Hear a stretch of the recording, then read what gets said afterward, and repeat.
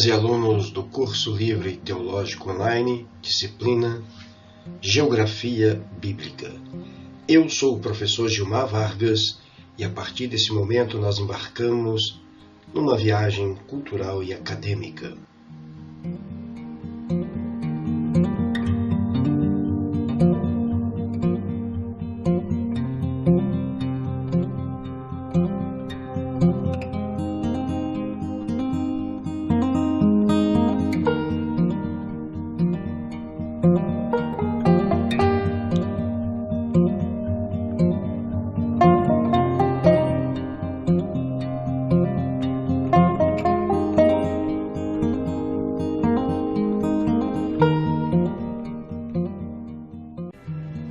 Na última aula fizemos uma caminhada de 40 anos no deserto, através da geografia do êxodo do povo de Israel do Egito. Nesta aula, vamos entrar na terra de Canaã e conhecer as principais características geográficas encontradas pelo povo de Israel. Veremos como Canaã estava dividida entre os diversos povos que lá habitavam e como ficou dividida entre as tribos de Israel que a conquistaram.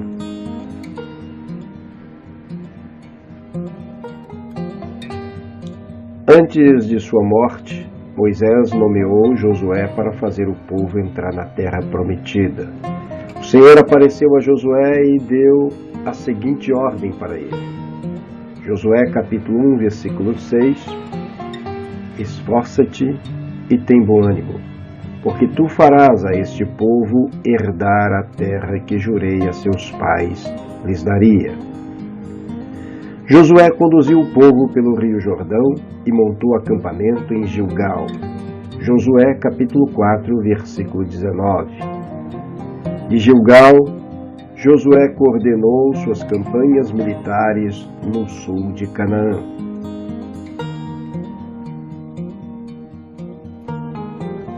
Israel tinha de desarraigar da terra de Canaã 7 povos que habitavam nela.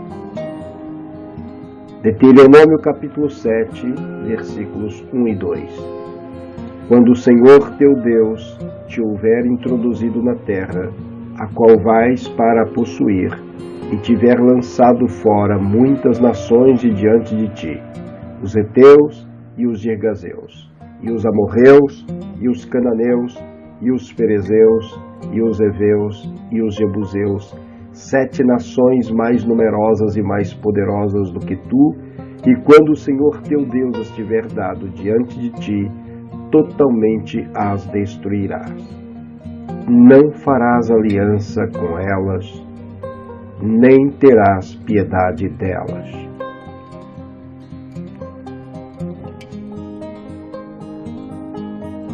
A primeira vitória obtida por Israel na terra de Canaã foi a conquista e destruição de Jericó, antiga cidade-fortaleza, também considerada a mais antiga cidade do mundo. Outras vitórias se seguiram, e os territórios conquistados foram repartidos, por sorte, às tribos de Israel como herança, de acordo com o livro de Josué, a partir do capítulo 13 até o capítulo 22. No mapa ao lado podemos ver os primeiros deslocamentos das tribos de Israel na conquista da terra de Canaã. Israel aos poucos foi assumindo o controle das regiões mais altas e a tendência foi se estabelecer nestas áreas.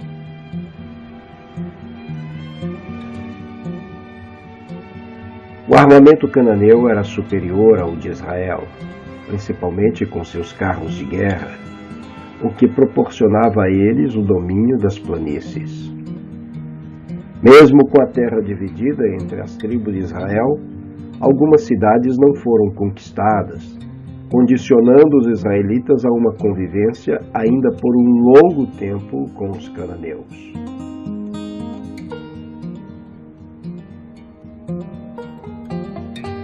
Moisés liderou as 12 tribos pelo deserto da península do Sinai e seu sucessor, Josué, tomou para si a tarefa de coordenar a tomada de Canaã. Para que ocorresse de forma ordenada, a terra de Canaã foi dividida entre cada uma das tribos e meias tribos que se encarregaram de conquistá-las, na maior parte dos casos, sem o auxílio das demais. Uma das tribos, a de Levi, não recebeu uma porção territorial fixa, mas sim algumas cidades distribuídas por toda a terra de Israel.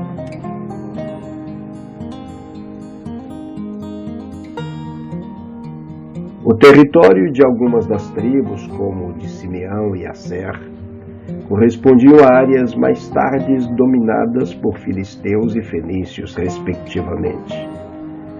Após a narrativa da conquista de Canaã, os relatos acerca dessas tribos se tornam confusos e suas referências geográficas são praticamente inexistentes ou inconsistentes. Os relatos dão a entender que essas tribos deixaram de existir geograficamente e seu povo foi absorvido ou por povos estrangeiros, ou por outras tribos israelitas, ou por ambos, embora ainda fossem contados como parte das 12 tribos. A tribo de Dan é outro exemplo de mudança ao longo da Bíblia. Inicialmente, Dan é posicionada na metade sul da terra de Israel, em um pequeno território posteriormente conquistado pelos filisteus. Mas ao contrário de Simeão e Asser, o território de Dan continuou existindo, mas muito mais ao norte, ao redor da cidade de mesmo nome. Algumas interpretações colocam que Dan havia sido alocada desde o princípio em 2 territórios disjuntos, separados.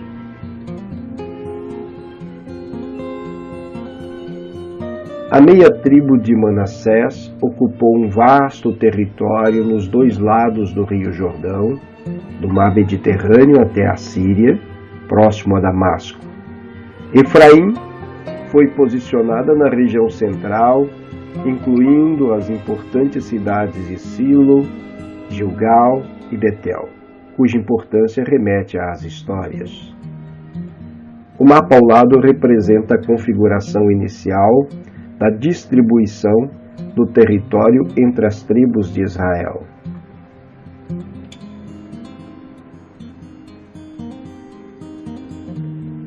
Podemos perceber aqui a tribo de Manassés dos 2 lados do Jordão. No lado ocidental, fazendo fronteira com o Mediterrâneo, e no lado oriental, atingindo parte da Síria.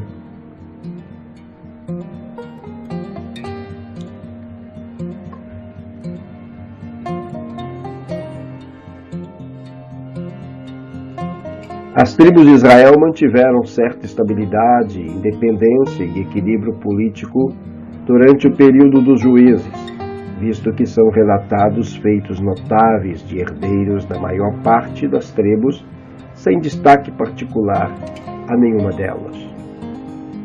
Mas no final do século XI a.C., com o início do período monárquico e a coroação de Saul, as tribos se uniram pela primeira vez sob um único líder.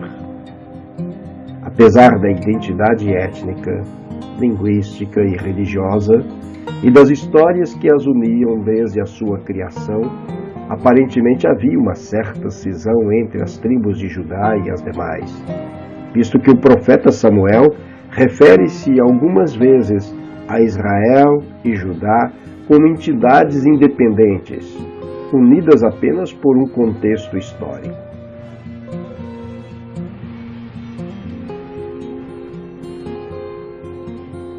O rei Saul pertencia à tribo de Benjamim e adquiriu inicialmente a simpatia de todas as tribos, mas o movimento em Judá, liderado por Davi, terminou por ocupar o poder após a morte de Saul em batalha contra os filisteus.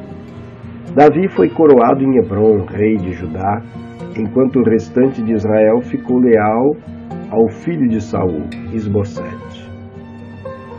Houve uma guerra civil com a vitória de Davi. Ao poupar a casa de Saul, Davi ganhou popularidade. Após vários feitos militares contra povos estrangeiros, Davi viu as 12 tribos se unirem firmemente sob seu cetro.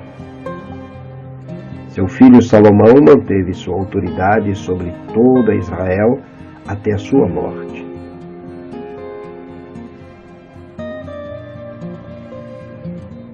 Apesar desta união política, a própria narrativa desse período faz transparecer as profundas diferenças políticas e mesmo culturais entre Judá e as demais tribos. Uma diferença marcante na carga de impostos aplicados a Judá e às outras tribos, favorecendo a primeira, principalmente numa época de constante expansão territorial e grandes obras, foi o estopim para a desunião que se seguiu.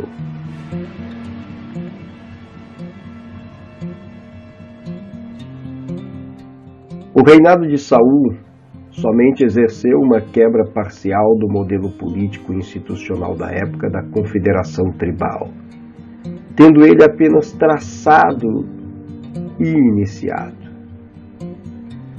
Foi um esboço de instituições estatais e de exército permanente.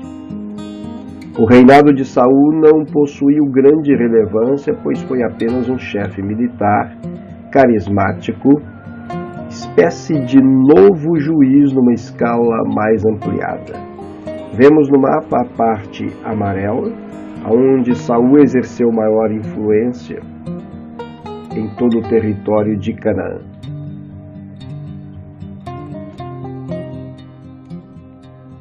Após a morte de Saul, Davi foi, com o apoio da população do sul, tornou-se o líder de Judá. Segundo o livro de Samuel, capítulo 2, versículos de 1 a 4. No ano 1010 a.C., aproximadamente. 7 anos depois, Davi torna-se rei de Judá e Israel, conseguindo uma união ainda que frágil dos vários grupos israelitas.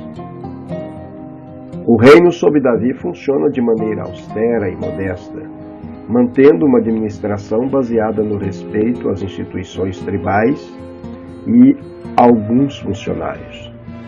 Podemos perceber através do mapa que a área mais avermelhada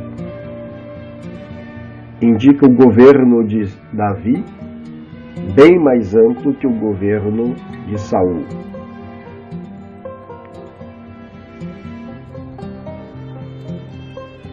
Salomão governou como déspota, depois da morte de Davi. Construiu fortalezas e equipou seu exército, levando Israel ao máximo poderio militar e comercial. Durante seu reinado, protegeu as artes e o comércio, estabelecendo boas relações e alianças com os países vizinhos, como a Fenícia, Síria e Arábia. Sua maior obra foi a construção do primeiro templo de Jerusalém. Podemos perceber pelo mapa a parte verde, a extensão do reino de Salomão.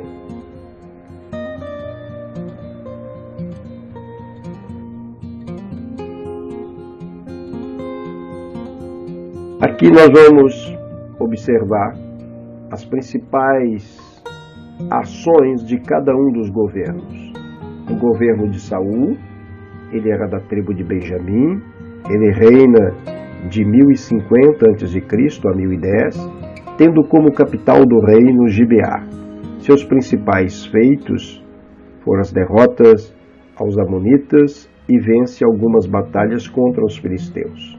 Já no governo de Davi, da tribo de Judá, de 1010 a 970 a.C., a primeira capital do reino, nos primeiros 7 anos de Davi, que reinou apenas sobre Judá, foi a cidade de Hebrom. Depois Davi conquista Jebus e temos, portanto, Jerusalém como capital do Reino Unido, tanto de Judá quanto de Israel. Os principais feitos amplia o território após várias vitórias sobre os exércitos inimigos, derrota os jebuseus e conquista a cidade de Jebus, transformando em capital do reino com o nome de Jerusalém.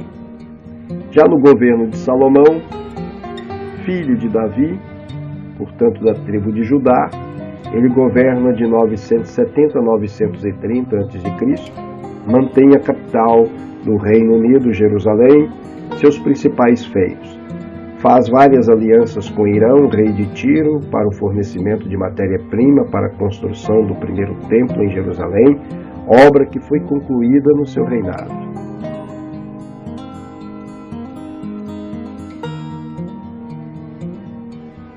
Vamos ver agora o reino dividido, Judá ao sul e Israel ao norte. É uma aliança partida.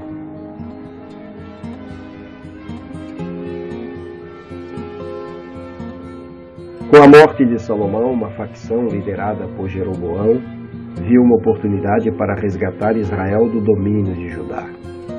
A aclamação de Jeroboão significou a divisão indissolúvel entre Judá e a outra tribo, que era a tribo de Benjamim, e as demais 10 tribos, uma vez que o filho de Salomão, Roboão, foi confirmado rei em Jerusalém. Firmou-se assim os reinos de Judá ao sul, com sede em Jerusalém, e Israel ao norte, com capital em Samaria. Nesse período, as tribos de Judá e Benjamim aparecem quase inteiramente fundidas entre si, ou seja, as referências a Benjamim desaparecem, embora seu território e suas cidades estivessem no coração do território de Judá. E o mesmo acontece com as outras 10 tribos do norte.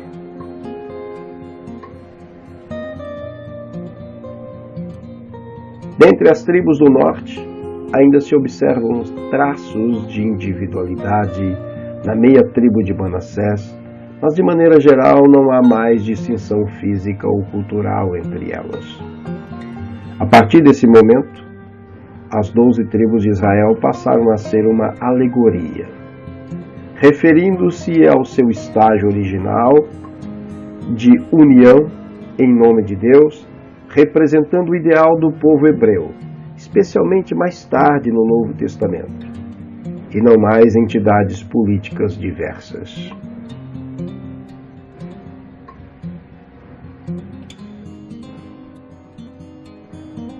A região ao norte, governada por Jeroboão, composta por 10 tribos, ficou conhecida por Israel, e em algumas situações, Reino do Norte ou Efraim.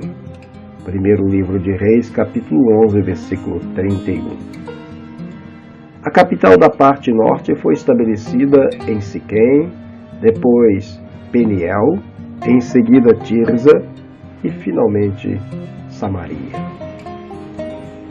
O Reino do Norte, Israel, atuou como uma unidade política, aproximadamente por 209 anos, de 931 a 722 a.C., quando foi levado cativo pela Assíria e desaparecendo por completo. Teve 19 reis de 9 dinastias diferentes, sendo os governos marcados pela instabilidade política, social e espiritual.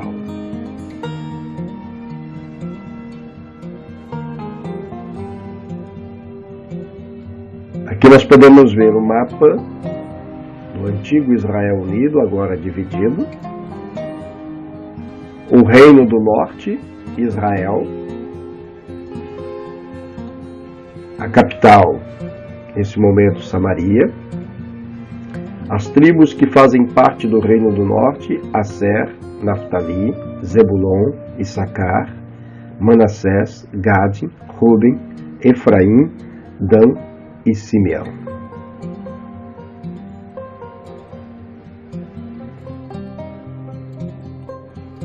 Judá, o Reino do Sul, composto por 2 tribos, Judá e Benjamim, foi governado no início por Roboão, filho de Salomão. Jerusalém permaneceu como capital até o fim do Reino do Sul, que vai de 931 a 586 a.C., quando Judá foi conquistada por Babilônia, os caldeus, dando início ao cativeiro babilônico. A monarquia de Judá foi mais estável do que a do norte, e durando aproximadamente 345 anos. Judá teve 20 reis e apenas uma dinastia. O templo e a Arca da Aliança no território foram os elementos que contribuíram fortemente para manter a união do povo.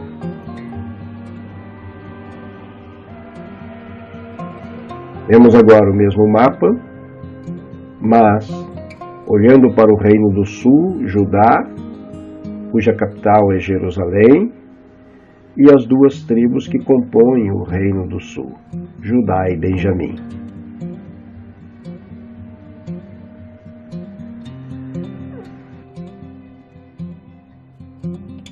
O cativeiro da Babilônia, ou exílio na Babilônia, ocorrido no século VI a.C., é um dos fatos mais importantes da história da civilização hebraica. Esse fato ocorreu na época em que a cidade da Babilônia, situada no atual Iraque, passou a instituir-se como um poderoso império na região do Oriente Médio, sob o rei Nabucodonosor II. Além das fontes arqueológicas, as fontes dos livros históricos e proféticos da Bíblia, como os livros de Daniel, Ezequiel, Jeremias, Neemias e Esdras, são de importância fundamental para a compreensão dos acontecimentos que marcaram esse momento.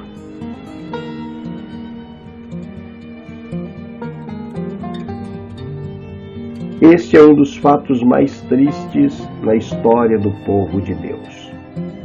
Depois de conquistar a sua terra prometida, foram levados como escravos para a Síria e Babilônia. Os profetas avisaram o povo de Deus sobre a sua desobediência, mas não deram crédito.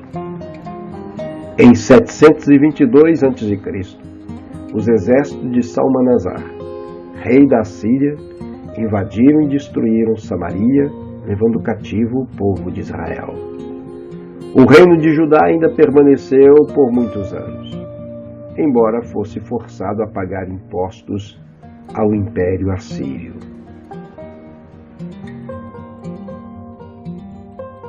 Após a queda do Império Assírio pela Babilônia, o rei Zedequias se revoltou.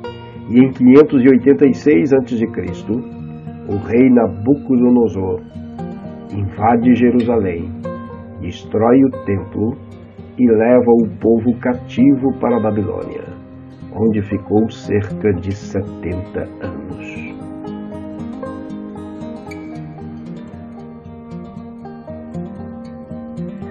As conquistas assírias no século VIII a.C. abriram caminho para a conquista do Reino do Norte de Israel. A queda de Samaria significou o fim do Estado israelita.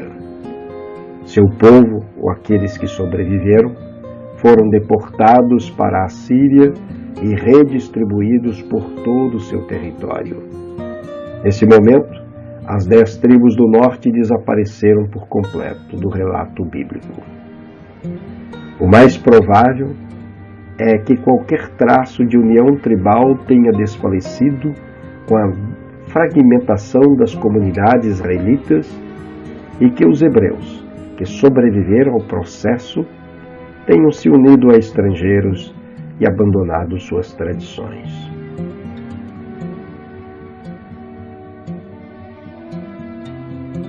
Apesar da queda de Jerusalém, menos de 2 séculos depois, os descendentes de Judá, Benjamim e Levi, ao serem levados ao exílio no reino da Babilônia, mantiveram fortes laços culturais entre si. É possível que tivesse mantido essa união graças às profecias do profeta Jeremias, que previu que o exílio duraria 70 anos e que o povo seria libertado e mandado de volta a Jerusalém ao final deste período.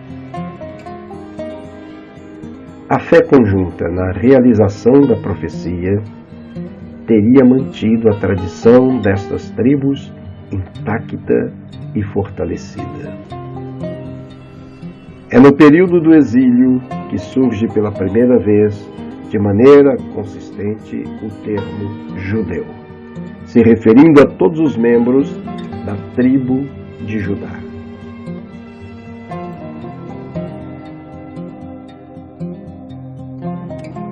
Passado o tempo previsto por Jeremias, Ciro o Grande conquistou a Babilônia e enviou os judeus de volta à terra de Israel, designando para eles a província de Ehud, de maneira geral, o mesmo território do antigo reino de Judá.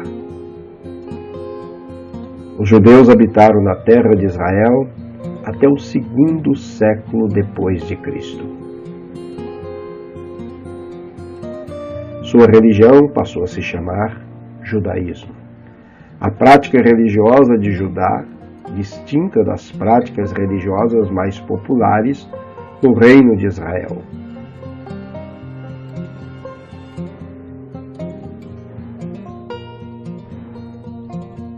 A geopolítica de Israel do exílio babilônico à diáspora em 135 depois de Cristo. Entre o fim do exílio e a diáspora, os judeus nutriram um forte senso de união e resistência à dominação estrangeira. Mesmo após sua expulsão definitiva da terra de Israel pelos romanos, os judeus mantiveram laços entre as distantes comunidades formadas por toda a Ásia, norte da África e Europa, verdadeiras redes através das quais sobreviveram suas tradições. Durante esse período, o termo judeu, significando um seguidor da religião judaica, suplantou o significado tribal do termo e muitos estrangeiros de origem não semítica se declaravam judeus. De toda forma, através dos judeus e do judaísmo, a tradição da tribo de Judá sobreviveu até os dias de hoje. O exílio babilônico terminou quando Ciro o Grande da Pérsia conquistou a Babilônia em 538 a.C. Os persas reconstituíram Judá como província e Ehud Medinata dentro da satrapia além do rio, e ao longo do século seguinte, alguns dos exilados retornaram a Jerusalém.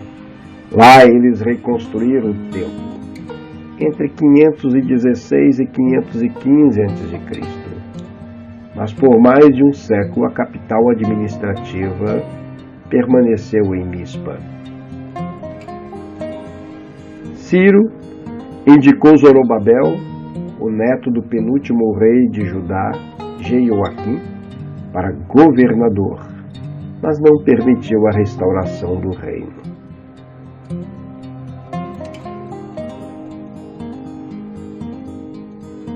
O período da história judaica na civilização helenística começa em 332 a.C., quando Alexandre o Grande conquistou a Pérsia. Depois de sua morte, em 323 a.C., seu império foi dividido entre seus generais. Primeiramente, a Judéia foi governada pelos egípcios helênicos Ptolomeus. Mas em 198, os sírios helênicos, Império Seleucida sob o Antíoco III, tomou o controle sobre a Judéia. No começo do 2º século a.C., a Judéia caiu nas mãos do governador sírio Seleucida Antíoco IV Epifânio, 174-163 a.C., que, em contraste com a tolerância demonstrada pelos Ptolomeus, tentou helenizar completamente os judeus.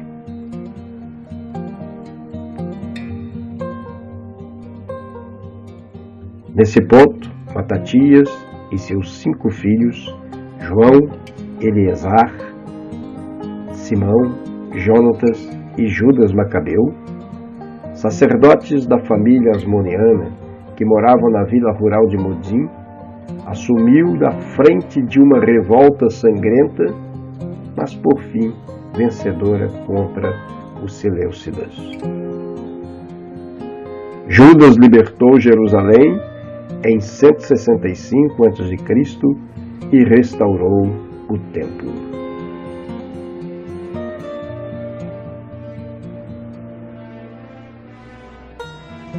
Após derrotar as forças seleucidas, João Hircano estabeleceu uma nova monarquia na forma da monarquia sacerdotal asmoniana em 152 a.C., estabelecendo assim os sacerdotes como autoridades tanto religiosas quanto políticas. O reino estabelecido pelos Macabeus foi uma tentativa deliberada de reviver o Judá descrito na Bíblia. Uma monarquia judaica governada desde Jerusalém e se estendendo por todo o território, um dia governado por Davi e Salomão.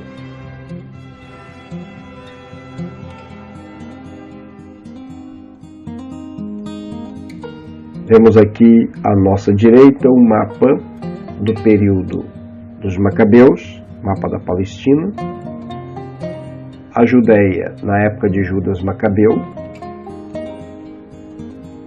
os territórios anexados por Jonatas, territórios anexados por Simeão, territórios anexados por João Hircano I, possíveis territórios anexados por Hircano I e territórios anexados por Aristóbulo I, territórios anexados por Alexandre Janel.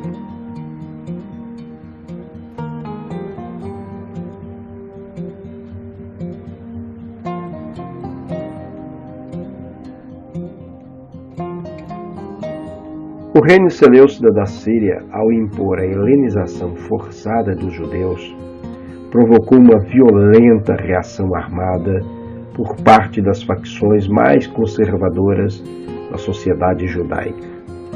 Em 142 a.C., a Judéia recuperou a independência sob a dinastia dos Asmoneus. Em 63 a.C., o general Pompeu Magno conquistou a Judéia e anexou o território ao domínio romano.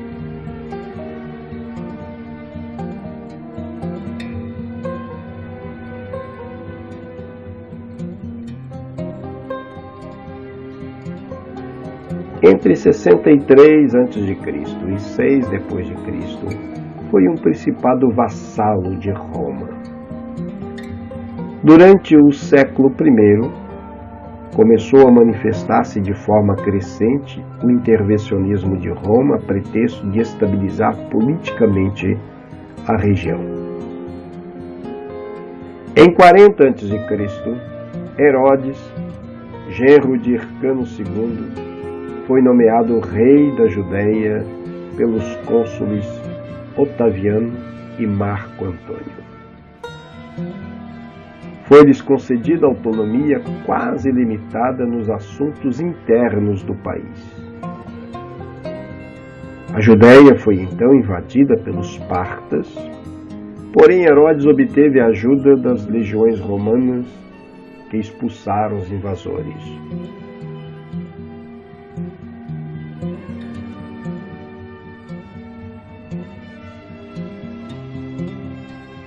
Herodes tornou-se rei efetivamente em 37 a.C., com a conquista da cidade de Jerusalém. Estamos falando de Herodes o Grande, que vai reinar de 37 a aproximadamente -4 a.C. Herodes o Grande passou a governar um território que ia da Idumeia, no sul, até as colinas do Golã, no norte.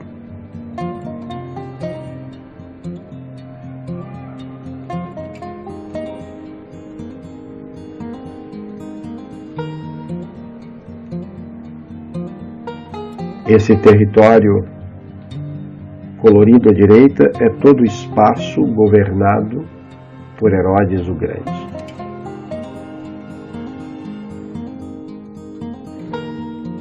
Grande admirador da cultura greco-romana, o rei Herodes lançou um audacioso programa de construções que incluía as cidades de Cesareia e Sebástia e as fortalezas em Heródion e Massada. Ele também reformou o templo, transformando num dos mais magníficos edifícios da sua época. Provavelmente o templo restaurado por Herodes fosse mais magnífico que o primeiro templo construído por Salomão.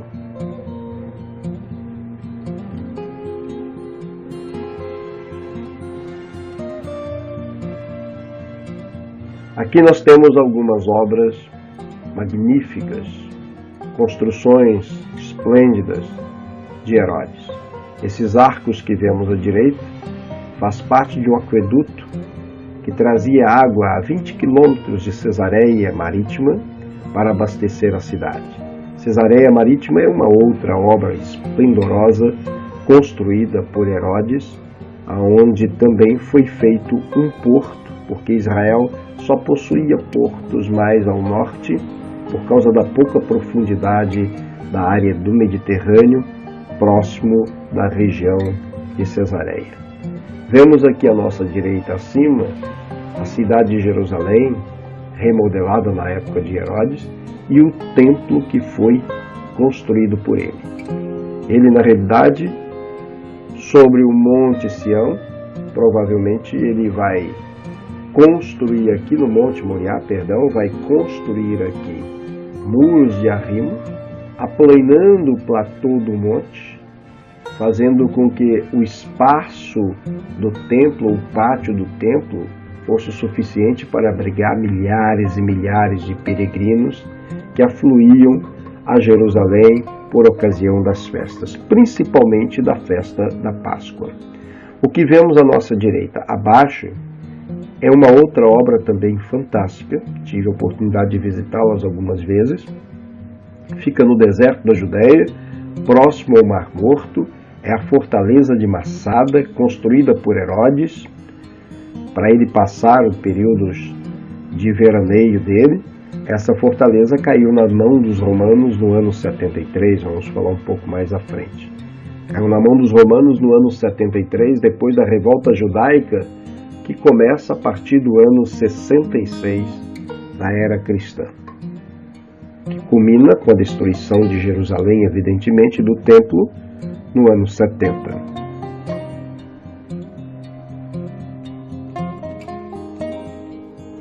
Após a morte de Herodes, o território foi dividido em 3 principados entre os seus filhos. Então nós temos o Herodes Arquelau, o Herodes Antipas e o Herodes Filipe, mais conhecido como Arquelau, o primeiro, e o terceiro como Filipe. A partir do ano 6 depois de Cristo, a Judéia e, consequentemente, toda a região do antigo Israel torna-se uma província romana sob jurisdição parcial do governador da Síria. A administração do território foi entregue a governadores romanos da ordem equestre, chamados de prefeitos. Mais tarde foram também chamados de procuradores. E um procurador muito conhecido do texto bíblico do período de Jesus, e que participa daqueles últimos momentos do ministério de Jesus, foi Pôncio Pilatos, que estava em Jerusalém na época por ocasião da festa da Páscoa, mas geralmente era a partir da cidade de Cesareia Marítima que ele governava a região.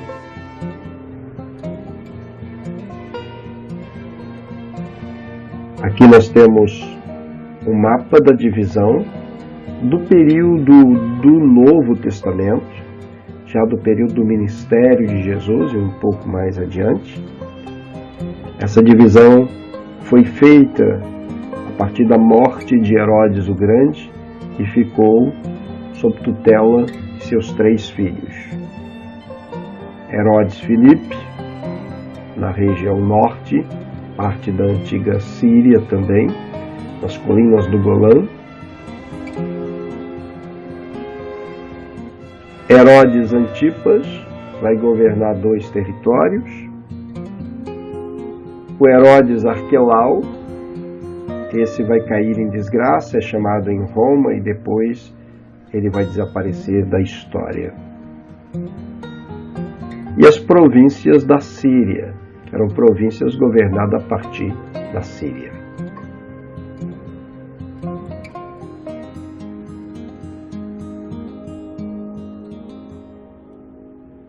Aqui nós temos o outro mapa, que é o mapa da Palestina nos tempos de Jesus. Já com a tetrarquia de Filipe, a tetrarquia de Herodes Antipas, nós vimos no mapa anterior, e Decápolis, que são as 10 cidades que têm como capital a cidade de Bet-Shean ou Citópolis. A cidade de Bet-Shean foi dominada por Pompeu Magno em 63 a.C., modernizou a cidade, transformando-a numa cidade romana. Foi nessa cidade de Bet-Shean que a cabeça de Jonatas e de Saul foram colocadas no muro, depois da batalha com os filisteus no Monte Gilboa. E então Pompeu Magno, em 63, ele vai reconstruir a cidade, vai tornar uma cidade romana e que vai perdurar até o século VIII depois de Cristo, quando é destruída por um terremoto, e nesse período estavam ali os bizantinos. Esta era a capital de Decápolis das 10 cidades. E aí temos o domínio de Pôncio Pilatos, que é a Judéia, e Pôncio Pilatos governa a partir de Cesareia. Cesareia no mapa fica um pouquinho acima ali de Samaria, a Cesareia Marítima. Não podemos confundir com a chamada Cesareia de Filipe, que fica na Galiléia e que foi uma cidade construída por Herodes Filipe.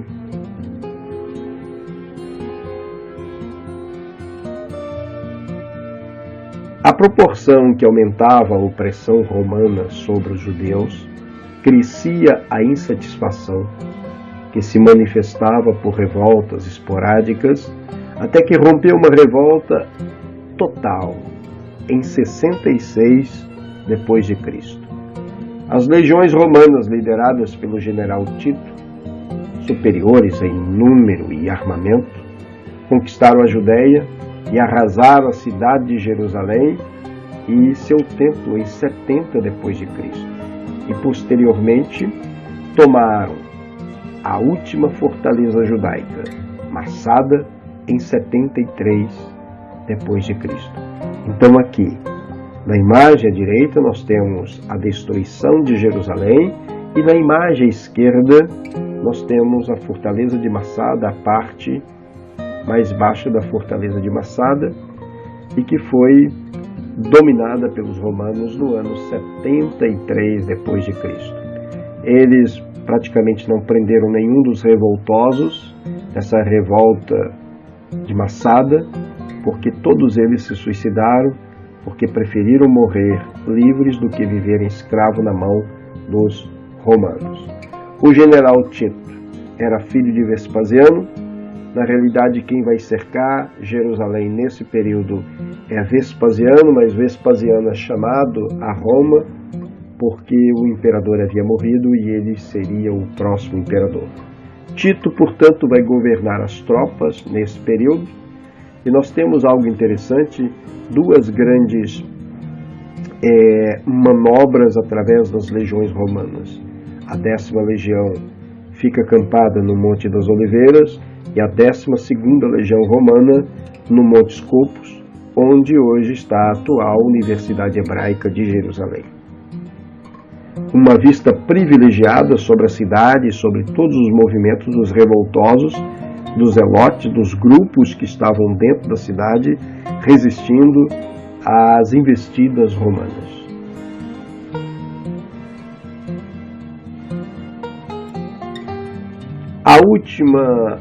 Um último breve período de soberania judaica na Era Antiga foi o que se seguiu à revolta de Simão Bar Kokhba, que começa em 132, vai até 135, quando Jerusalém e a Judéia foram reconquistados. Nesse período eles tiveram um breve momento de liberdade, de autonomia.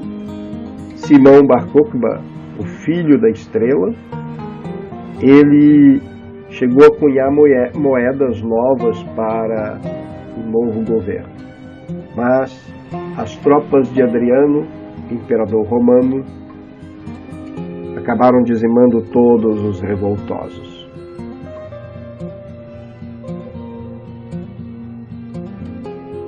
Três anos depois, o imperador Adriano decidiu rebatizar a Judéia de Palestina, Faelistim, e Jerusalém foi dado o nome de Hélia Capitolina. Até aquele período, em 135 d.C., o nome Palestina não era citado como nome do território, como designação do território. Somente a partir da expulsão dos judeus, que nós vamos chamar de diáspora, em 135, que foi proibido eles de habitar no território, é que Adriano dá o nome à terra da Judéia de Palestina, muda o nome de Jerusalém para Hélia Capitolina. Esse nome Jerusalém só volta a ser novamente dado no período da cristianização do Império Romano, no IV século, com Constantino, filho de Constâncio Cloro, quando ele torna-se o imperador do Império Romano e vai favorecer os cristãos, o cristianismo neste período. Mas não podemos dizer que foi Constantino quem tornou o Império Romano tendo como religião o cristianismo. Somente no ano 380 é que nós vamos ter essa mudança, esse decreto, tornando o Império Romano dedicado à religião cristã. Grande parte da população nesse período foi massacrada e os sobreviventes tiveram que emigrar. No início da dispersão pelo mundo, é o que nós chamamos de diáspora. Desde 135 d.C. até 1948, os judeus não tiveram mais autoridade sobre o antigo território cananeu, conquistado na época de Josué. Então, nesse período nós vamos ver algumas comunidades judaicas ainda prevalecendo esporadicamente no território, principalmente na Judéia e na Galileia, mas eles não tiveram mais o domínio político sobre a região. Esse domínio político só volta a acontecer em 1948, no dia 14 de maio de 1948, quando acabou o mandato britânico sobre a Palestina e a ONU, que tinha sido constituída logo após a Segunda Guerra Mundial, fez um decreto no dia 29 de maio, chamado Resolução 181, estabelecendo o Estado da Palestina e o Estado de Israel, e que passaria a ser esse Estado a partir do dia 14 de maio de 1948, com o final do mandato britânico. Israel proclamou a sua independência na noite do dia 14 de maio de 1948, mas os palestinos, instigados pelos árabes em volta, não aceitaram criar um Estado porque queria todo o território. E até hoje continua sem um Estado definido.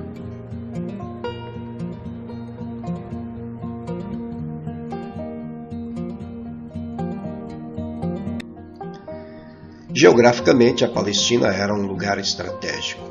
No passado, os egípcios, assírios, caldeus, medos persas, gregos e romanos se valeram de suas posses. Ninguém podia se aproximar de Israel pelo mar. Herodes o Grande construiu Cesareia e preparou um porto.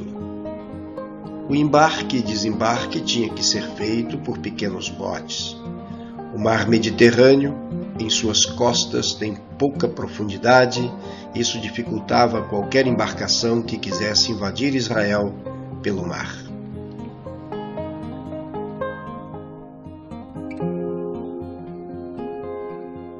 Israel teve, no decorrer da sua história, diversos nomes. Terra dos Hebreus, Gênesis capítulo 10, versículo 21, capítulo 40, versículo 15. Terra da Promessa, Gênesis capítulo 12, versículos de 1 a 4. Canaã, Gênesis capítulo 12, versículo 5. Terra dos Amorreus, Gênesis capítulo 48, versículo 22. Terra Santa, Zacarias capítulo 2, versículos de 10 a 12. Judá, Rute capítulo 1, versículo 7. Israel, Ezequiel capítulo 11, versículos 16 a 20. Palestina provavelmente teve origem nos filisteus, Pilistin, nomeada assim pelo imperador romano Adriano, no 2º século depois de Cristo.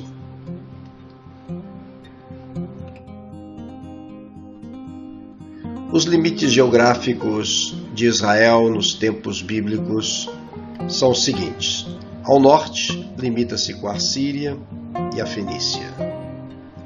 Ao leste, com partes da Síria e com os territórios dos amorreus, edomitas e moabitas, como você pode observar no mapa à sua direita. Ao sul, com Midian e o Egito. A oeste, com o mar Mediterrâneo. Em determinados momentos da história israelita, esses limites sofreram alterações.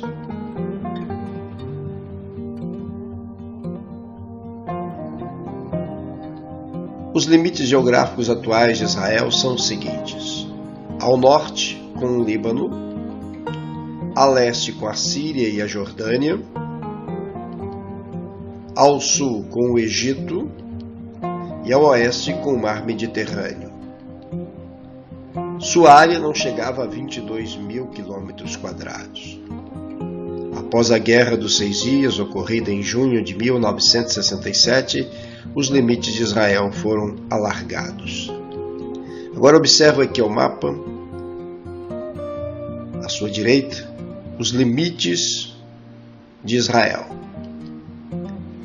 Mas nós temos, dentro do território de Israel, a faixa de Gaza, que pertence à autoridade palestina, faz divisa com o Egito e com o Mediterrâneo. Nós temos a Cisjordânia, que é a parte mais ampla da autoridade palestina, e temos ao norte um outro território, são as colinas de Golã, pertenciam à Síria, ainda está em discussão, mas para preservar as águas do Jordão, abastecimento de água, tanto para o Mar da Galileia, quanto também para os jordanianos e os palestinos, porque a Síria tentava impedir que essa água chegasse até Israel, foi feita uma tomada do território por Israel e é muito provável que esse território nunca será devolvido para a Síria. Nós temos aqui o mapa do Oriente Médio e as divisões geopolíticas. Líbano ao norte, a Síria também, parte da Síria está no leste. Nós temos a Jordânia ocupando um bom espaço. A Jordânia já se torna um estado depois da autoridade inglesa ou britânica, que era um mandato britânico na Palestina, dividir essa região.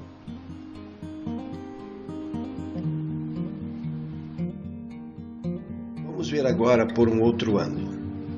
Se vocês puderem observar, estamos partindo aqui a partir do Líbano ou da Síria, olhando Israel a partir do norte. Nós temos a Síria à nossa esquerda, o Mar da Galileia, temos à direita o Mar Mediterrâneo, no centro o Mar Morto. Israel está aquém do Jordão, toda a parte do Jordão para o litoral do Mar Mediterrâneo pertence hoje a Israel. A Jordânia está além do Jordão. Depois eu vou falar sobre as duas cadeias de montanhas que divide esses dois países e cria o chamado Vale do Jordão, que se estende até o Golfo de Aqaba. Vocês podem observar bem lá embaixo, nós temos o Mar Vermelho, temos a Península do Sinai, que pertence ao Egito, aquele braço de mar que se estende para dentro do território chama-se Golfo de Aqaba. Vamos ver por um outro. Agora vamos partir do sul, como se nós estivéssemos subindo pela Arábia Saudita. Vamos encontrar a Península do Sinai, no Egito, a Arábia Saudita, como nós falamos, estamos indo do sul para o norte, a Jordânia à nossa direita, o Mar Morto, Israel, a faixa de Gaza. Vocês viram isso no mapa que mostrei sobre a autoridade palestina, o Mar Mediterrâneo, o Líbano, o Mar da Galileia e a Síria. Israel não é um estado muito grande, mas é muito complexo. Nós vamos falar quando citarmos o clima, que apesar do território ser muito pequeno, Israel comporta quase todos os climas que nós conhecemos. Vamos ver agora por um outro ângulo. Eu estou olhando a partir da Jordânia para Israel. Nós temos aqui uma cadeia de montanhas no sul, as cadeias de Moabe, de Edom, mas essa cadeia faz parte de um complexo que vem desde o Líbano, que é chamado de Antilíbano. Do outro lado do Jordão nós temos as montanhas do Líbano. Então Israel, o Mar da Galileia, o Líbano. Vemos lá no finalzinho a Europa, o Egito à esquerda, já é África. Então nós temos aqui o encontro de três continentes. O continente africano à esquerda, representado pelo Egito, o continente asiático, representado aqui por Israel, Síria, Jordânia, Arábia Saudita, e o continente europeu. Vemos uma ilha bem no meio ali do oceano, aquela é a ilha de Chipre.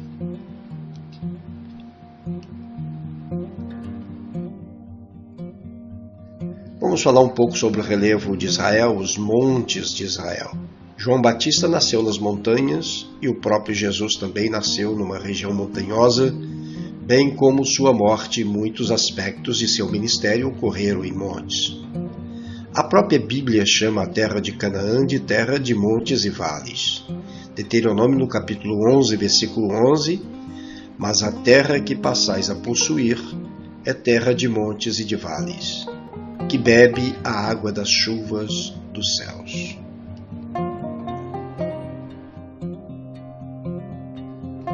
Alguns montes existentes em Israel e em suas proximidades, como Monte Hermon, Carmelo, Tabor, Gilboa, Ebal, Gerizim, Oliveiras, Moriá, Sião, o Monte Sinai, Nebo, Peor, Pisga, Abarim e Seir. Em Deuteronômio no capítulo 32, versículos de 48 a 50, o texto nos diz o seguinte: Naquele mesmo dia disse o Senhor a Moisés: sobe a cadeia de montanhas de Abarim, ao Monte Nebo, que está na terra de Moabe, defronte de Jericó, e contempla a terra de Canaã, que eu dou aos filhos de Israel por possessão. Morrerás no monte, a que vais subir, e serás recolhido ao teu povo, assim como Arão, teu irmão, no monte Hor, e foi recolhido ao seu povo.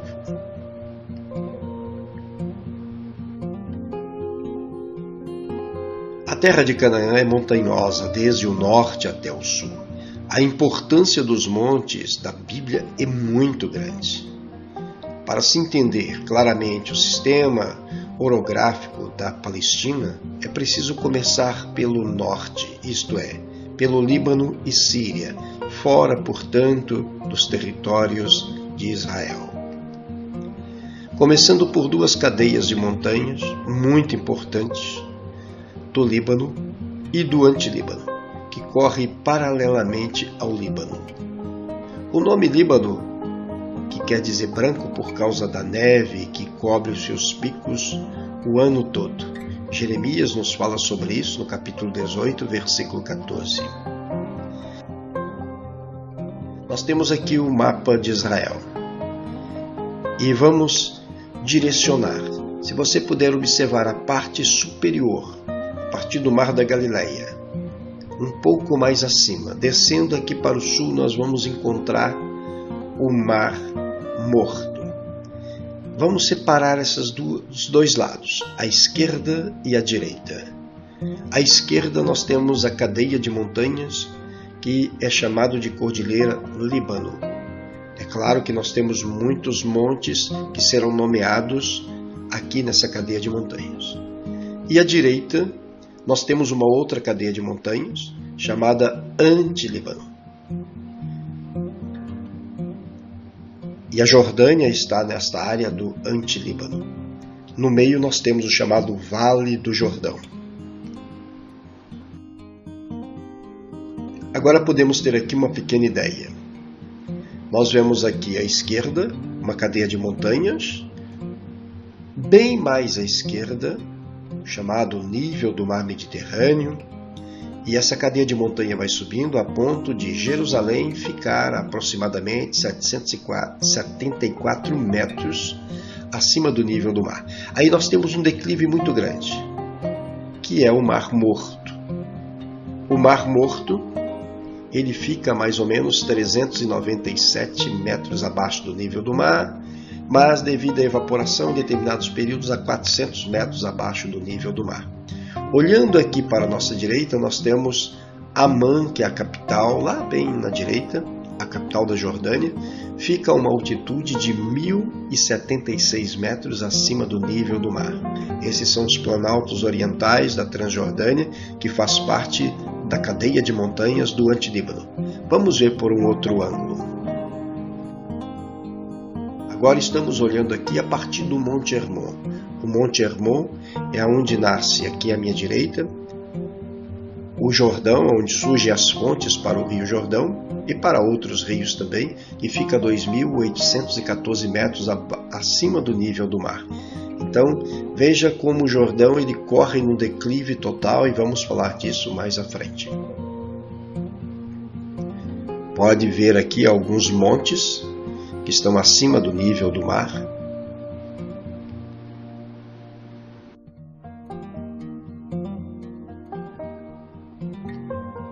Nós temos o Monte Hermon, bem ao norte, o Monte Carmelo, o Monte Tabor. Eu estou citando esses montes porque são aqueles mais conhecidos no texto bíblico.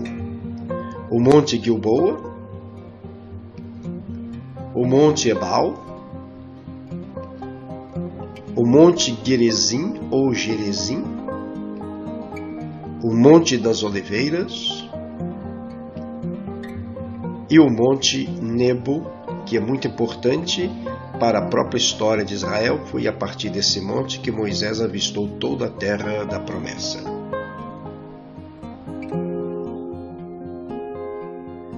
Vamos falar agora sobre o Monte Hermon. O Monte Hermon em hebraico quer dizer montanha sagrada, Deuteronômio no capítulo 3, versículo 8.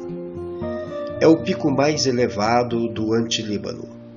Eu estou começando a partir do norte de Israel, a parte com um clima muito mais ameno, não é um clima de deserto. Do Hermon nasce o rio Farfar, que corre para Damasco, citado em 2º livro de Reis, capítulo 5, versículo 12, e outros afluentes que formam o rio Jordão. Nós temos o monte nas partes baixas, é muito fértil, é uma área extremamente fértil, e ali facilita a produção de oliveiras, maçãs, peras, uvas, trigos, verduras.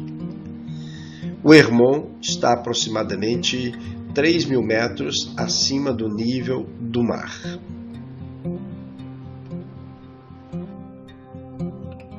Daqui nós podemos observar o norte de Israel, a parte da Galileia para cima, como as montanhas do Hermon, mesmo no verão, podemos ter neve nessas montanhas.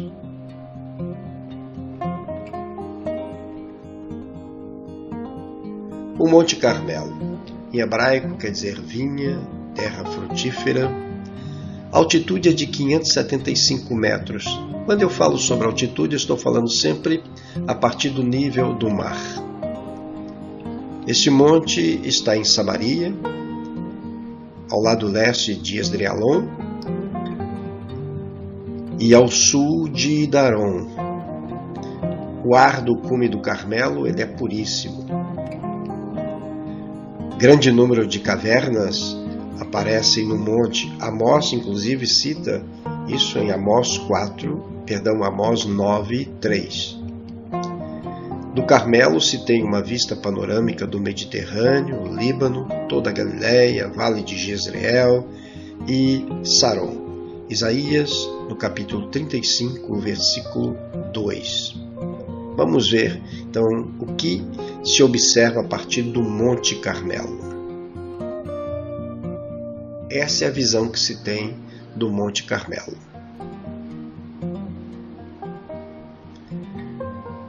Esse monte tem a sua história ligada a Elias, quando enfrentou os profetas de Baal e do poste ídolo de Jezabel, período do rei Acabe.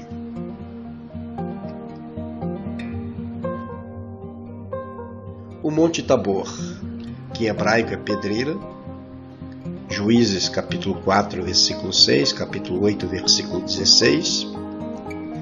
A altitude é de aproximadamente 320 metros. Sua forma se assemelha a um semicírculo e é comparado com um Carmelo, Jeremias 46, versículos 18. Em 1799, Napoleão derrotou os turcos na batalha conhecida como Monte Tabor. Esse aqui é o Monte Tabor.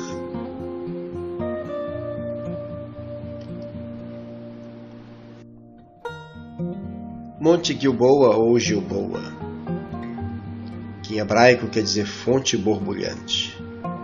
Tem 543 metros e está localizado na região de Samaria, 1 Samuel capítulo 31, versículo 8. É um monte sem vegetação no seu cume. E nesse monte os filisteus derrotaram Israel. Saul morreu com um dos seus filhos, Jonatas. 1 Samuel capítulo 31 relata essa batalha. Por causa dessa batalha e morte de Saul e Jonatas, Davi amaldiçoou os montes de Gilboa. Segundo livro de Samuel capítulo 1, versículo 21.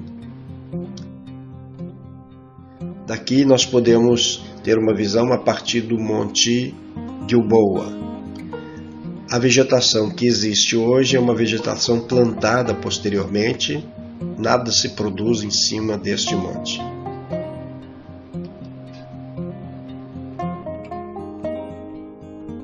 O Monte Gerezim ou Gerezim e o Monte Ebal, que em hebraico é terra fértil, pedra, Deuteronômio capítulo 11, versículo 29. Gerezim fica a 870 metros do nível do mar e 240 metros de altura em Ebal, e o Monte Ebal fica a 936 metros do nível do mar e, portanto, 366 metros de altura. Esses dois montes ficam em Samaria. O cume de ambos os montes é um enorme platô e entre os dois montes existe uma planície que comporta milhares de pessoas. No fundo do vale, formado pelos dois montes, está Siquém, em cujas proximidades está o poço de Jacó.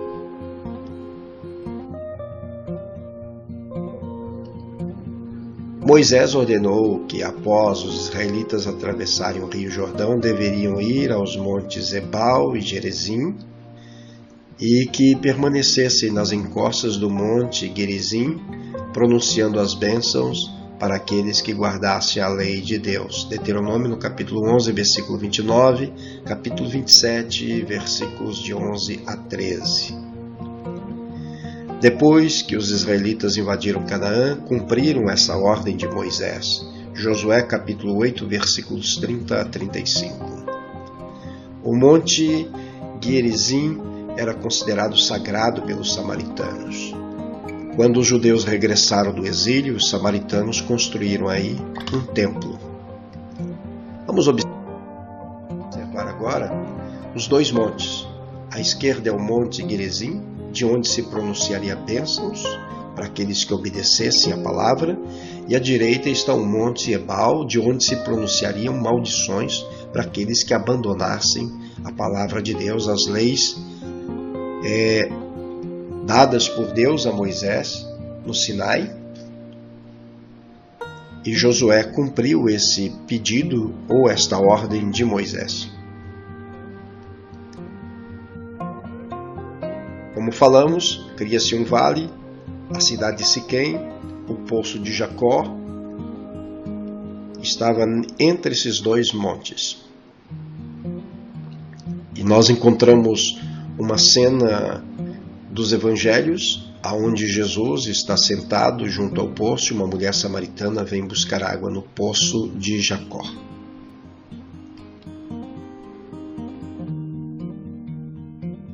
O Monte das Oliveiras. O Monte das Oliveiras é separado do Monte Moriá pelo Vale de Cedron. Mateus capítulo 24, versículo 3, Atos capítulo 1, versículo 12. Durante os tempos bíblicos, o Monte das Oliveiras era coberto de oliveiras antigas. Nesse local, Jesus encorajou os seus discípulos e deu as suas instruções para depois que ele fosse crucificado. Mateus capítulo 24. Jesus passou a noite no local antes de ser preso, nos jardins do Getsemane ou Getsemane. Foi nesse monte que Jesus chorou sobre Jerusalém. Lucas capítulo 19, versículo 41. Aqui nós temos algumas imagens. Esta imagem maior à esquerda é a imagem do Monte das Oliveiras, mas na parte inferior, aonde está o jardim do Getsemane. Ali era um lugar de prensa de azeitonas para produzir o azeite.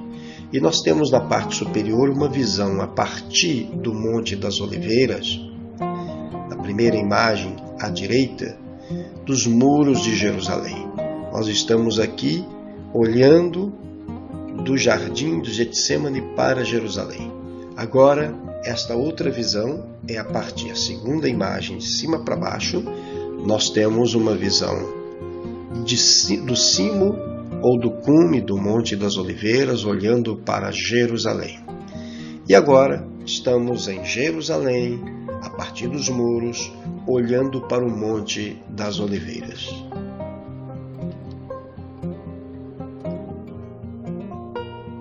Monte Moriá, em hebraico ordenado, considerado por Deus.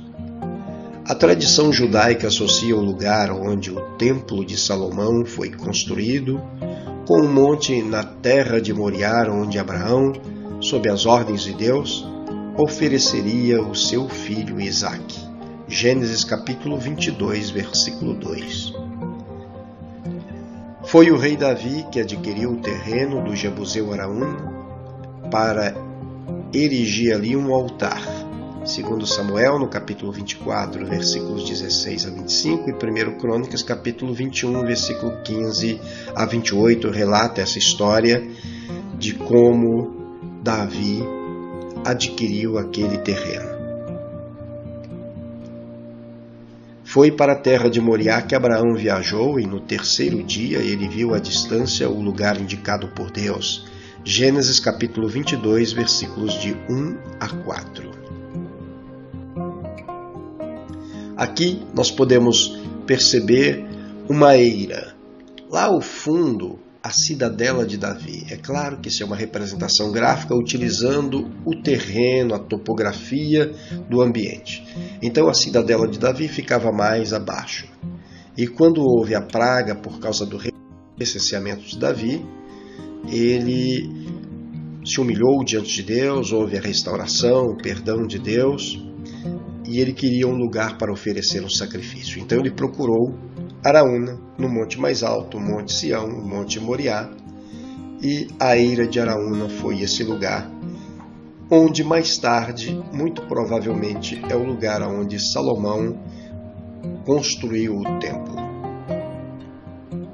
E até hoje é um lugar sagrado para os judeus.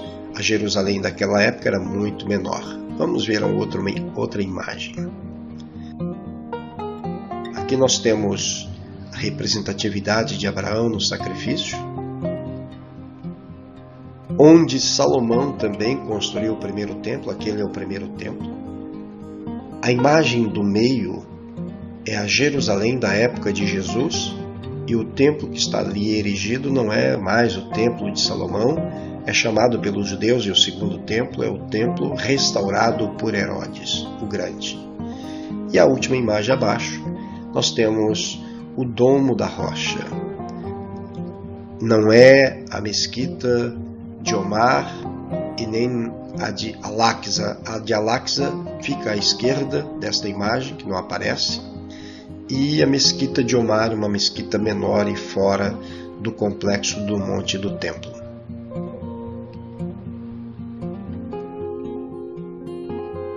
O Monte Nebo. O Monte Nebo em árabe é Jabal Nebo e em hebraico Hanevo. É um monte na Jordânia com cerca de 817 metros de altitude, mencionado na Bíblia, Deuteronômio no capítulo 34, versículo 1, como local onde Moisés viu a terra prometida e onde morreu, sem chegar a entrar nessas terras que viu ao longe. Do alto do Monte Nebo observa-se um panorama da Terra Santa e para o norte uma vista mais limitada do Vale do Jordão. A cidade de Jericó é visível, também do topo, tal como Jerusalém em dias claros.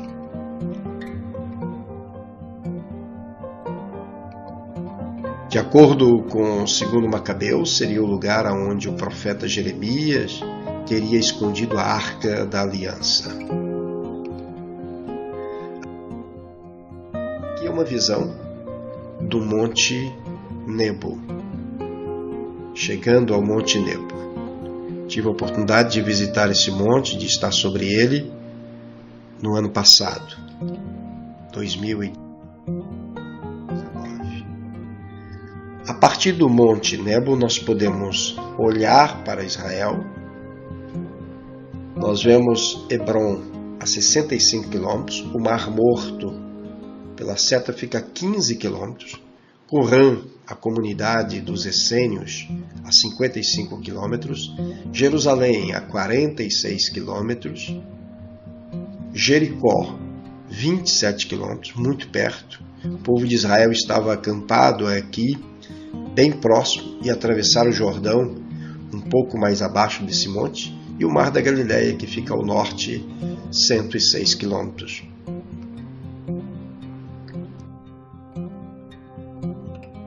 Planícies e vales.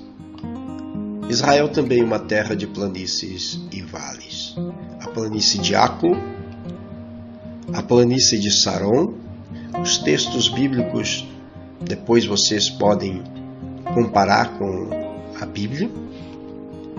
A planície de Jezreel, ou Esdraelon, ou Armagedon.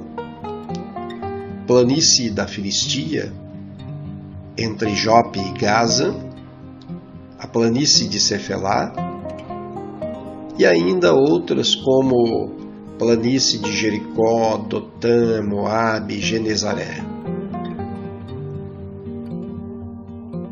Aqui nós temos o mapa e a indicação dos lugares das planícies. Planície de Aco-Assé, planície do Vale de Jezreel ou Esdrelon, planície de Saron, planície da costa filisteia, Cefelá e o deserto do Neguev.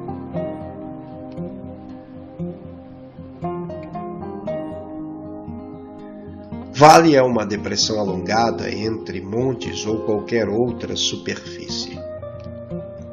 Israel é uma terra abundante em vales, e esse fato foi profetizado por Moisés em Deuteronômio no capítulo 11, versículo 10 e 11.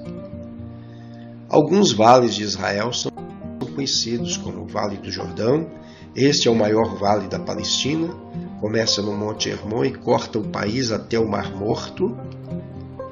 O Vale de Jezreel, o Vale de Acor, fica no sul de Jericó.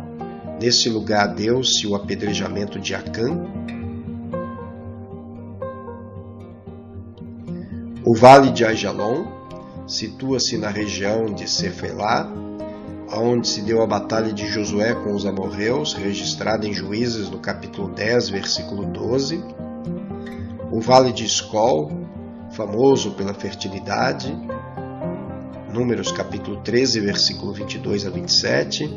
O Vale de Sidim, Gênesis 14, de 3 a 10. É provável que esse vale estava localizado onde hoje se encontra o Mar Morto ou nas suas proximidades.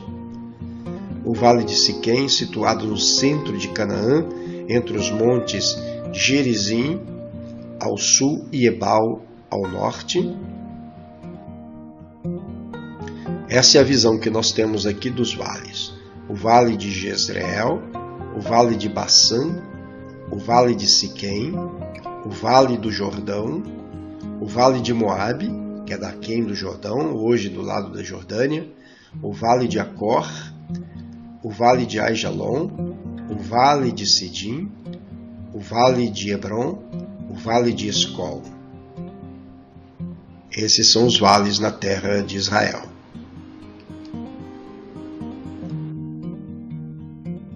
Os desertos de Israel. O vocábulo deserto é encontrado pelo menos 358 vezes em toda a Bíblia. Esse é um termo derivado do substantivo hebraico midbar. Atualmente, o termo designa regiões escassas de precipitações, isto é, de chuvas, e nas quais a cobertura vegetal é praticamente nula ou reduzida, algumas plantas isoladas. Os desertos mais conhecidos da Palestina são Shur ou Etam, entre a Palestina e o Egito, Sim, que é um prolongamento de Shur,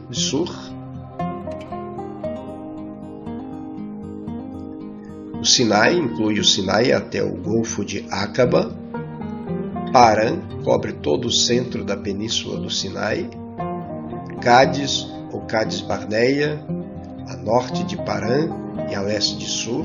Não podemos confundir esse Parã com o Padã Arã, que fica na Síria.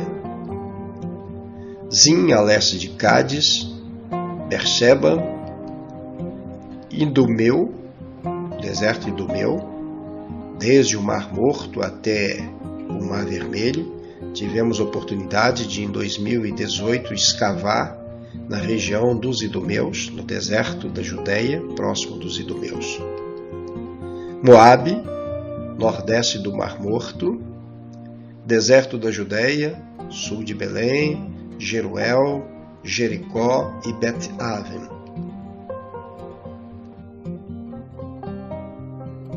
A imagem que temos aqui é do deserto do Negev, que é o nome do deserto que ocupa cerca de 60% do território de Israel. O Negev está situado no sul de Israel e a sua maior cidade é Beersheba. A cidade que Abraão esteve tinha um poço em Beersheba. A população do Negev é composta de maioria judaica e uma minoria de beduínos nômades. Deixa eu mostrar aqui um pouquinho do deserto. Aqui à direita abaixo nós temos o deserto extremo e depois, ainda à direita acima, continuidade do deserto. À esquerda, na parte de baixo, restos de construções, populações viveram ali. O deserto ele é rico quando explorado. No centro, nós vemos o tratamento no deserto com a irrigação. Por isso que à esquerda, na parte superior, nós temos aí uma irrigação no deserto. E vocês podem ver bem no centro superior o deserto plantado, e tudo que se planta no deserto se colhe. Então é um verdadeiro milagre o que Israel faz nos desertos.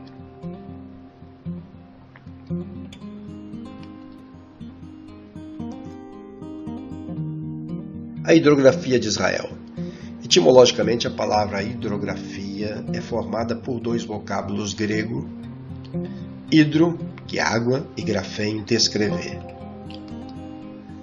A hidrografia, portanto, é a ciência que estuda todos os corpos de água que há na superfície do globo. São objetos de seu estudo os oceanos, os mares, rios, lagos, geleiras. A hidrografia de Israel, apesar de seu pequeno espaço territorial, contém todos esses elementos: mares, lagos, rios e geleira.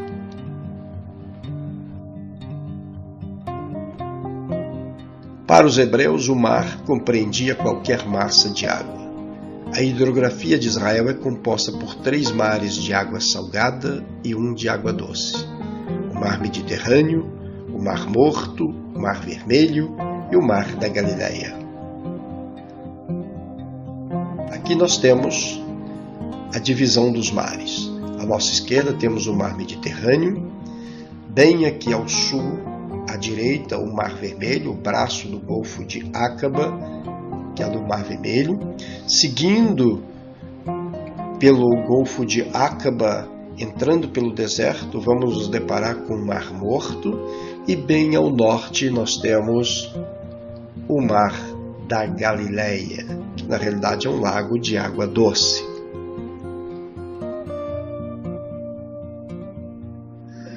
O Mediterrâneo aparece na Bíblia com outros nomes, como Mar Grande, Mar Ocidental, Mar dos Filisteus e Mar de Jafa.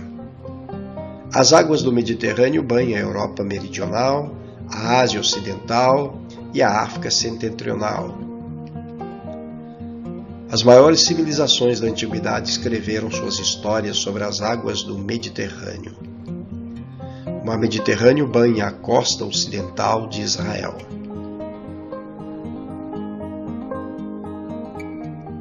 O Mediterrâneo não era muito usado pelos judeus como via de transporte, com exceção de Jope, seu único porto.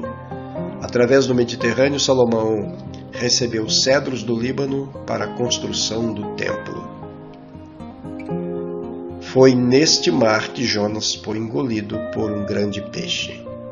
O apóstolo Paulo utilizou-se do grande mar para universalizar o Evangelho. Aqui nós temos à esquerda superior parte do porto de Cesareia, construído por Herodes o Grande.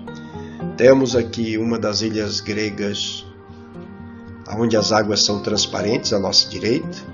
Abaixo também mais um aspecto do mar Mediterrâneo. E ali, à nossa direita, na parte inferior, temos o mapa do mar Mediterrâneo. Claro que somente uma parte dele, porque ele se estende até a saída no Estreito de Gibraltar, quando aí já temos o Oceano Atlântico.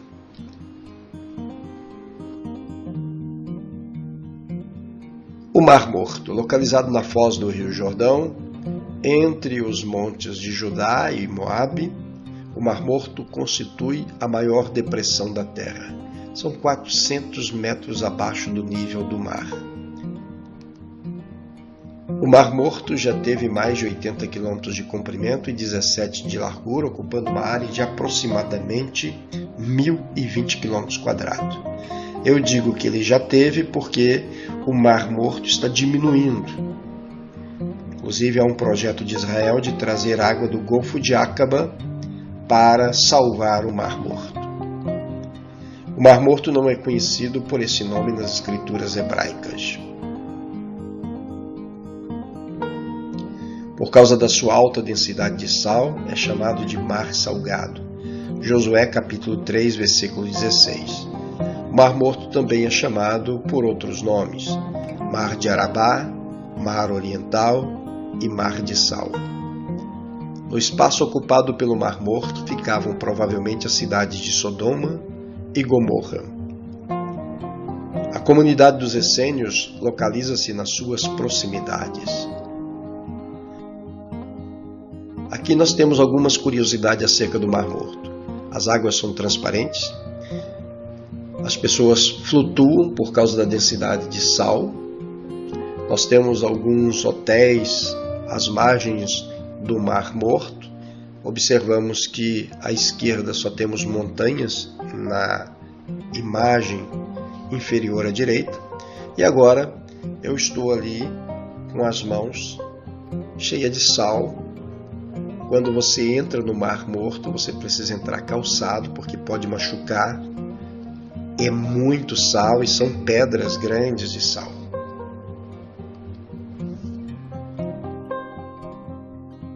O Mar da Galileia é na realidade um lago de água doce alimentado pelo Rio Jordão. Os judeus o tratam como um mar por causa de suas dimensões e pelas violentas tempestades que o atingem. O Mar da Galileia tem 24 quilômetros de comprimento e 14 de largura, com uma profundidade média de 50 metros, encontrando-se a quase 230 metros abaixo do nível do Mediterrâneo.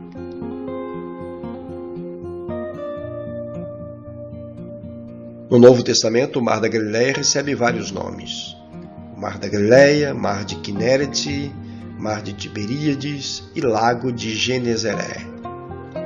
Em sua margem oriental encontram-se altas montanhas e no lado ocidental acham-se férteis planícies e importantes cidades como Genezaré, Betsaida, Tiberíades, Cafarnaum, Corazim e Magdala.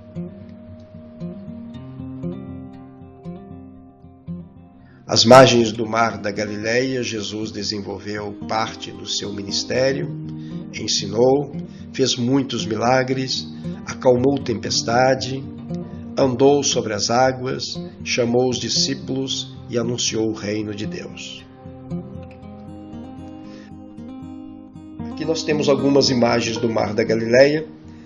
Quando o Jordão chega no Mar da Galileia, uma outra imagem aérea sobre o Mar da Galileia.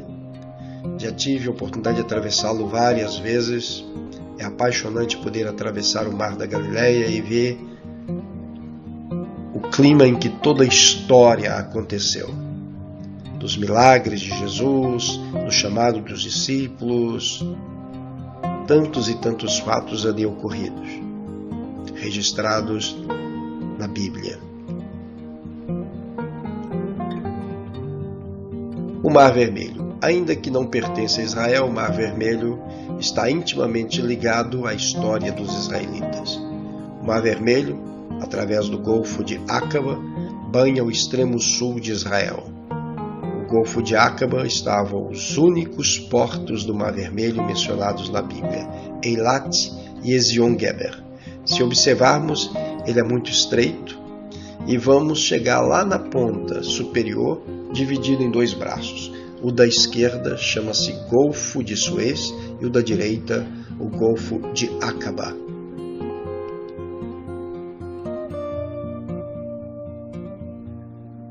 Os rios de Israel. O sistema hídrico de Israel é formado por alguns dos rios principais com considerável volume de água e outros que são rios somente quando chove ou no período das chuvas. Portanto, grande parte dos rios são sazonais, são transitáveis como estradas durante boa parte do ano. Grande parte do território da Palestina é deserto.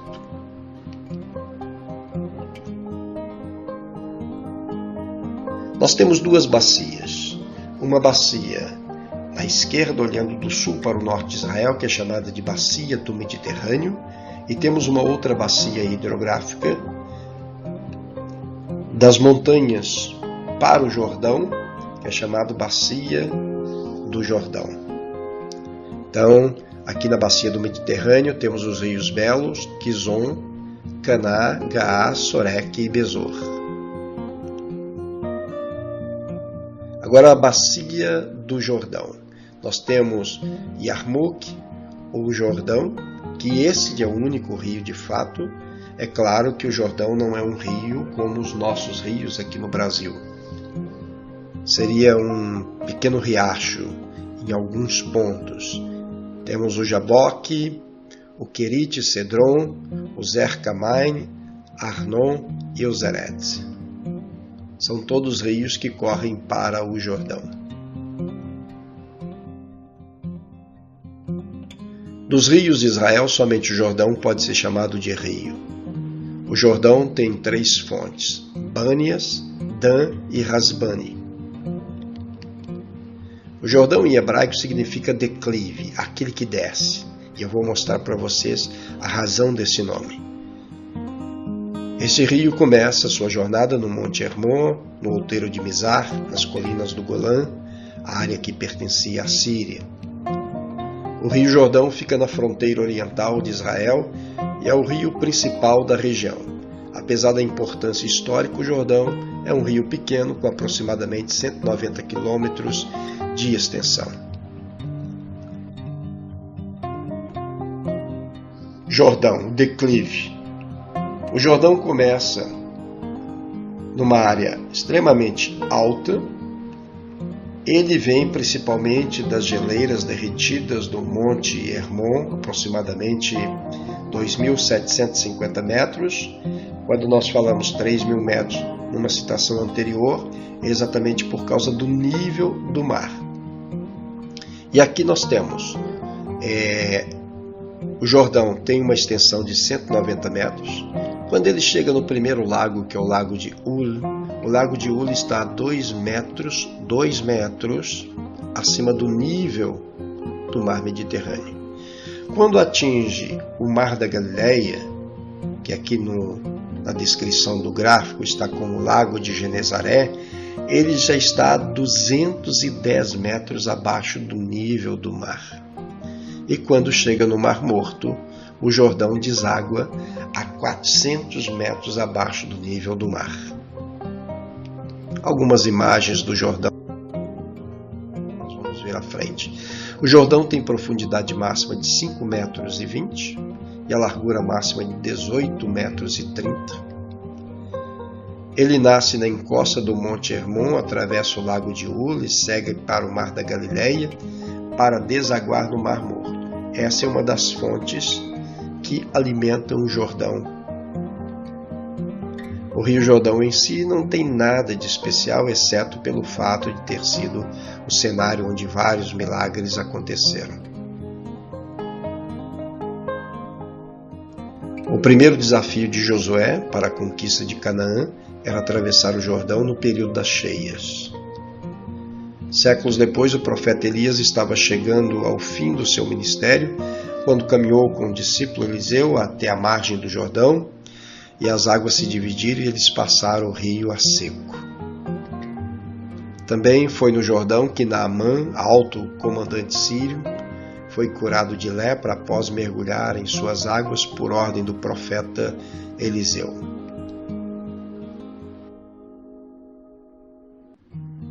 No Novo Testamento, Jesus foi batizado por João Batista nas águas do Jordão, Mateus capítulo 3, versículo 4 e 6, Lucas capítulo 3, versículos 20 e 22.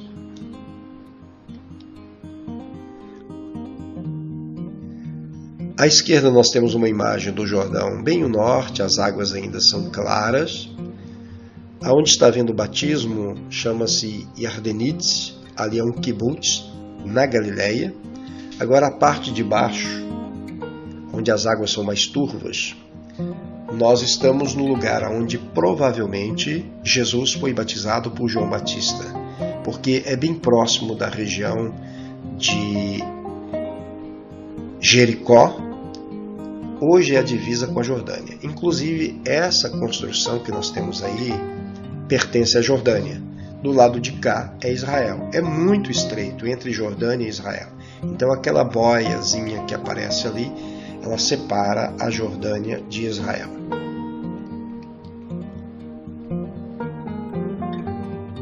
O Lago Merom, ou o Lago de Ur. O Lago Merom é também conhecido como Águas de Merom. Josué, no capítulo 11, versículo 5. Todos esses reis se juntaram, vieram e acamparam junto às águas de Merom para pelejarem contra Israel. Isso aqui é bem no norte de Israel, na Galileia, na Alta Galileia. Formado pelas águas do Jordão, e sua profundidade varia entre 3 a 4 metros. Merom fica a 20 quilômetros ao norte do Mar da Galileia.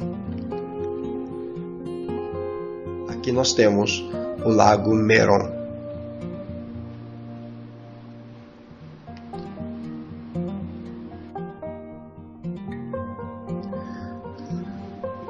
O tipo de relevo. Vamos falar sobre o clima de Israel. O tipo de relevo do solo da Palestina resulta numa superfície muito variada, com muitas regiões elevadas e baixas, originando todas as espécies de clima, desde o tropical, no Jordão, até o intenso frio do Hermon. Na faixa litorânea, a temperatura média é de 21 graus. Em janeiro chega a 4 graus. E devido a essa variedade de clima que a Palestina proporciona toda espécie de cultura agrícola. Israel está localizado numa região subtropical e possui verões quentes, longos e secos. O verão começa aproximadamente em abril até outubro, sendo o mês de julho o mês mais quente da estação. Contudo, sua posição entre o mar e o deserto e influências mais pontuais como a altitude e a distância do mar faz Israel um país com um clima variado. Enquanto o Monte Hermon, lá no norte de Israel, é coberto por neve, o extremo sul, na Baía de Eilat, as temperaturas são altas mesmo durante o inverno. Veja essas imagens aqui. Nós temos aqui à esquerda Eilat. Eilat é uma área extremamente agradável durante todo o ano. Mas no norte de Israel, na parte de baixo, nós temos o Monte Hermon, sempre gelado. Isso numa distância de pouco menos de 300 quilômetros. Essa fonte de água é a fonte de En-Gedi. Fica bem no meio do deserto da Judéia. Davi se escondeu aí de Saul. E a parte de baixo é a parte desértica. Aqui eu estou na cidade de Cesareia Marítima, que é o centro litorâneo de Israel.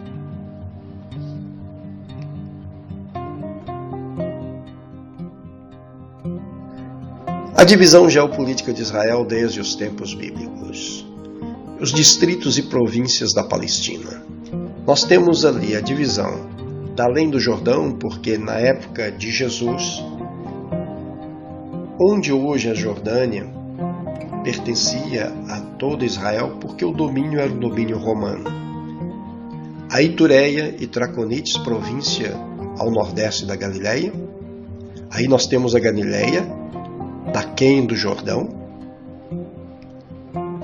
a Petreia e Decápolis, além do Jordão, são terras do outro lado do Rio Jordão. Samaria é a província entre a Judéia e a Galileia. A Judéia, a região ao sul da Palestina.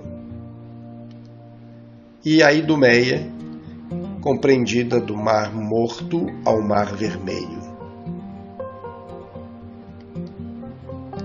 Herodes era idumeu, seus antepassados viviam nessa região. As cidades conhecidas na Bíblia que já foram capitais de Israel. Nós temos Gilgal, na época de Josué, Gibeá no tempo dos juízes, Jerusalém a partir do rei Davi em diante, Seu antigo nome era Salém, Gênesis 14, 18, depois Jebus, Josué capítulo 18, versículo 28, e por fim, Jerusalém. Primeiro nome citado na época de Abraão, quando vai trazer os dízimos a Melquisedeque, rei de Salém, rei de paz. Depois nós vamos encontrar Davi lutando contra os jebuseus e dominando a cidade de Jebus, que vai se tornar Jerusalém, a capital do reino do sul e do norte. Nos dias do Novo Testamento, a capital política da Judéia era Cesareia. Era a partir de Cesareia que o procurador romano governava. Mas Jerusalém era a capital religiosa. Mispa e Tiberíades foram capitais por pouco tempo durante o exílio babilônico e uma revolta em 135 d.C. com Bar Cokhba.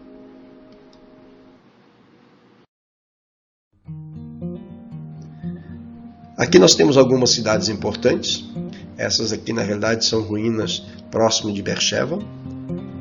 Jericó, Hebron, Jope, Siquém, Samaria, Cesareia Marítima, Cesareia de Filipe, que fica bem no extremo norte de Israel, Tiberíades e Cafarnaum. Nós temos cidades visitadas por Jesus, além de Jerusalém, Nazaré, Betânia, Caná, Sicar, Naim, Cafarnaum, Betsaida, Corazim, Tiro e Sidom, Cesareia de Filipe, Jericó, Betânia, Emaús.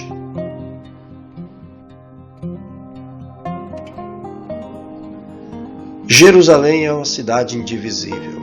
Aqui à direita nós temos um mapa da cidade de Jerusalém, no período do Novo Testamento. Jesus não conheceu esse muro ali, a parte de cima, superior à minha esquerda. Fundada pelos hititas, os heteus, fica a 21 quilômetros a oeste do Mar Morto e a 51 a leste do Mediterrâneo. Nos tempos bíblicos tinha 5 bairros: Ofel, a sudeste, Moriá, a leste, Bezeta, ao norte, Acra, a noroeste e Sião, a sudeste.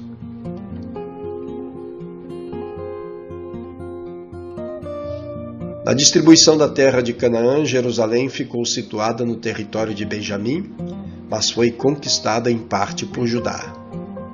É chamada Santa Cidade em Neemias capítulo 11, versículo 1 e Mateus capítulo 4, versículo 5. A cidade de Jerusalém, saindo do jugo romano, caiu em poder dos árabes em 637 d.C.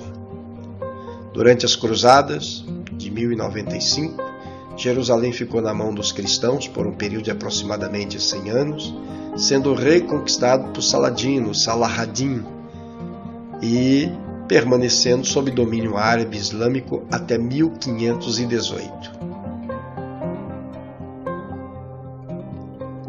Em 1518, os turcos otomanos conquistaram Jerusalém.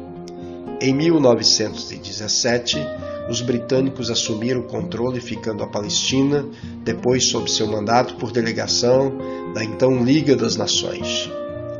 A partir de 1948, passou a ser a cidade soberana, isto é, o setor novo. Porém, na Guerra dos 6 Dias, em 1967, Israel reconquistou Jerusalém das mãos dos árabes e ela volta a ser a sua eterna capital. Aqui nós temos, na parte superior à esquerda, a Jerusalém da época de Davi. Era uma cidade extremamente pequena, não havia luxo. O Monte Moriá está um pouco acima daquelas construções, o que nós já vamos perceber no período de Salomão, na época da construção do Templo de Salomão, à direita, na imagem maior, que a cidade já é ampliada. Mas a cidade que Jesus conheceu, a cidade de Jerusalém, é essa que está aqui na parte esquerda inferior. Uma cidade totalmente remodelada, um templo também remodelado por Herodes o Grande. A cidade de Davi já se perdia aqui de tão pequena nesse período.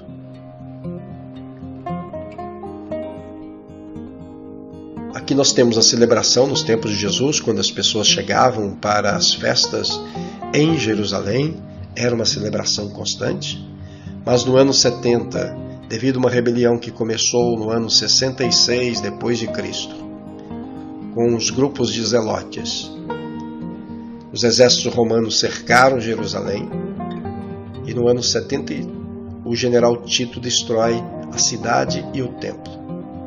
E em 1187, Jerusalém estava nas mãos dos cristãos cruzados e Saladino toma Jerusalém e há uma grande destruição por parte dessa conquista. Então a cidade foi diversas vezes atacada, os muros foram reconstruídos, mas a cidade sempre foi alvo de 3 grandes religiões: o judaísmo, o cristianismo e o islamismo. Aqui nós temos o Israel que retoma Jerusalém em 1967, depois de quase 2000 anos dominada por outros povos. Na imagem maior, essa foto maior, são soldados se posicionando no Monte das Oliveiras. No ano 70, a 10ª Legião Romana também ficou posicionada neste monte, e a 12ª Legião no Monte Scopus, onde hoje se encontra a Universidade Hebraica de Jerusalém. Na imagem menor, nós temos os soldados chegando no Monte do Templo e aqui celebrando a vitória. Israel havia dominado o Monte do Templo. O general comandante nessa época era o general Moshe Dayan. Quem dominava essa região eram os jordanianos, mas no acordo feito com Moshe Dayan permitiu que a Jordânia administrasse e que os muçulmanos continuassem no Monte do Templo. Aqui nós temos a Jerusalém moderna, o Muro das Lamentações, aqui à esquerda na parte inferior, Jerusalém sendo vista na parte também inferior à direita, a partir do Monte das Oliveiras, o exército de Israel formado por mulheres, nós vemos aqui na parte superior esquerda, e temos também ali o Domo da Rocha, aonde tem a cúpula dourada. Estou ali com meu amigo Dr. Rodrigo Silva.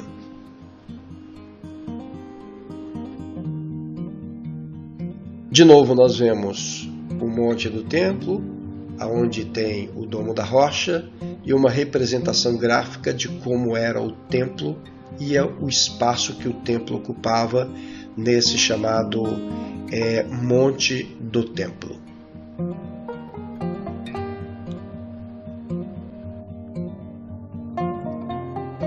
Chegamos, enfim, ao final da última aula de Geografia do Antigo Oriente Próximo. Foi uma longa jornada pela antiga Mesopotâmia, Egito e Canaã, que compõem o cenário do mundo bíblico antigo. Caminhamos através da geografia do ambiente onde Deus, em sua infinita graça, resolveu se revelar à criação.